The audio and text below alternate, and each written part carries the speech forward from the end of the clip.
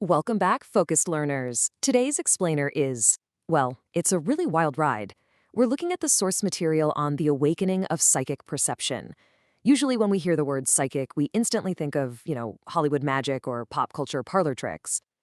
But what if we flipped the script? The text we're unpacking today looks at psychic perception not as some supernatural fantasy, but as a grounded, literal biological reality. It's a truly profound dive into our own anatomy, our evolution, and the dormant hardware sitting right inside of us. So, let me ask you a question.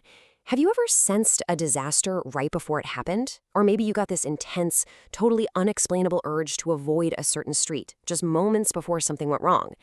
In today's world, we usually just brush that off. We call it instinct or a lucky guess. But according to our source material, that sudden gut feeling, it's deeply rooted in our evolutionary history. It's literally a whisper from a biological system we've just kind of forgotten how to use. Okay, let's dive into this. Today we're going to cover 1. Our dormant survival instincts, 2. The cost of human reason, 3. Harmony over superpowers, 4. Anatomy of the extrasensory, and finally 5. Debunking the third eye myth. Section 1. Our dormant survival instincts. To really wrap our heads around what the text is saying, we gotta look way back at our ancient past. The source kicks things off by defining psychic centers, and they mean this quite literally. These are specific physical glands inside the human body that accumulate and propagate subtle cosmic energy that we bring in through our breath. Their whole job is to pick up on phenomena that our standard five senses just can't catch. Now, because these centers are so underdeveloped in most of us today, the text notes they actually require deliberate awakening. You have to stimulate them through targeted mystical exercises. But here's the crazy part. Those exercises weren't always necessary. For early humans, this type of psychic perception was absolutely indispensable. It was daily survival in a really dangerous world. The text enthusiastically points out that early humans naturally used these centers to essentially hear ultrasound, see the invisible, and sense animal attacks way before they happened, kind of like how a lot of animals still do today. So what we loosely call primitive instinct was actually highly active extrasensory perception working exactly as nature intended. Section 2. The cost of human reason.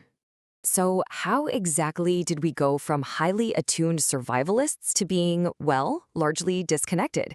It comes down to a really stark contrast in our evolutionary journey. Early humans relied entirely on those psychic survival instincts just to stay alive. But as we evolved, a massive shift happened. Modern humans started relying heavily on reasoning powers and logic. And the grand irony here is that our intellectual development directly caused the gradual decay of those once vital psychic centers. But the text reassures us the hardware is still there. Every single center is still an integral part of our biology. We just stopped using them, so they went totally dormant. Section 3. Harmony over superpowers. Now, if we're doing just fine using human reason, why on earth should we bother reawakening these centers today? Well, the source material is incredibly firm on this, and it warns against a huge misconception. The primary goal of the mystic is absolutely not to acquire extrasensory powers.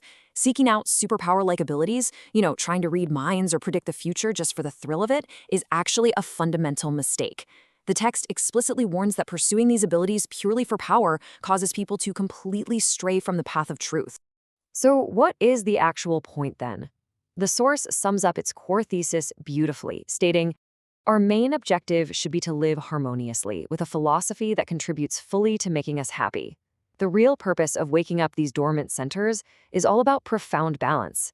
It's about bridging the gap between our perception of the material world and the spiritual world. By doing that, the text suggests we can drastically enhance our daily lives, improve our relationships, and just become much more conscious of our divine nature." Now, what's really fascinating here is a paradox that totally flips our pop culture expectations upside down.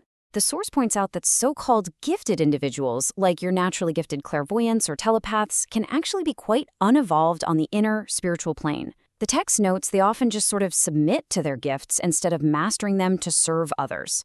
On the flip side, a highly advanced mystic could journey their entire life and never actually witness a single paranormal event.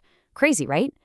That's because instead of blindly chasing psychic visions, true mystics take a super disciplined approach. Mastery comes from studying the underlying mystical laws, applying them regularly, and just waiting with quiet confidence. You don't force the experience, you prepare for it.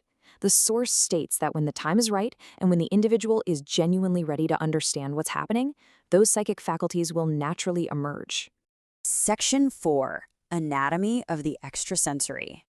Okay, let's take a top-down look at exactly where these dormant centers actually live in the body. According to the text, there are 7 major psychic centers, and the author ties them directly to physical glands. Up in the head, we have the pineal and pituitary glands.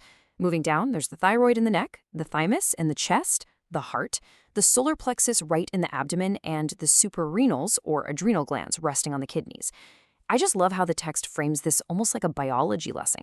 It makes it so clear that extrasensory perception isn't just floating in the ether, it's physically wired into our endocrine and nervous systems. When we look at how the biological workload of those centers is distributed, the heavy lifting is incredibly concentrated. The text states that a staggering 75% of this perception relies on the combined action of just 2 glands, the pineal and the pituitary. The remaining 25% is divvied up among the other 5 centers. And the source notes, it is absolutely no accident that these 2 powerhouse glands are located right dead center in the head, directly tied to the hypothalamus. Section 5. Debunking the third eye myth. Knowing exactly where these glands are leads us to a really obvious question based on everything we've covered. Do we actually have a third eye? I mean, mainstream spirituality and movies are constantly pushing this trope of a literal, invisible, cyclops eye cracking open in the middle of your forehead. But is that what the mystical texts actually claim? Well, the source material is completely unequivocal. It states, and I quote, "Mythological narratives alluding to the Cyclops are strictly allegorical and should not be interpreted literally." So there you have it. The text actively and firmly debunks the literal third eye myth. Contrary to what a lot of commercial New Age books might tell you, the concept of an eye opening up in your forehead is entirely metaphorical. So the crucial takeaway is this. When these psychic centers awaken, it is the physical pineal and pituitary glands that are developing and kicking into high gear, not some mythological extra eye. The whole process of attaining psychic vision is literally just the biological awakening of very real glands inside your head. It's a dormant, ancient biological potential being reactivated, not a magical appendage suddenly sprouting. Which brings us to a final, provocative thought for today's explainer. Based on this profound framework from our source, we have to ask ourselves, if your dormant psychic centers awaken today, would you seek power or inner harmony? The text really challenges us to view our biology not as some vehicle for parlor tricks, but as an ancient instrument designed for balance, happiness, and truth. Thank you so much for joining me for this explainer, Focus Learners. Keep exploring, keep balancing the material with the spiritual, and as always, keep seeking to understand the incredible potential dormant right there inside of you.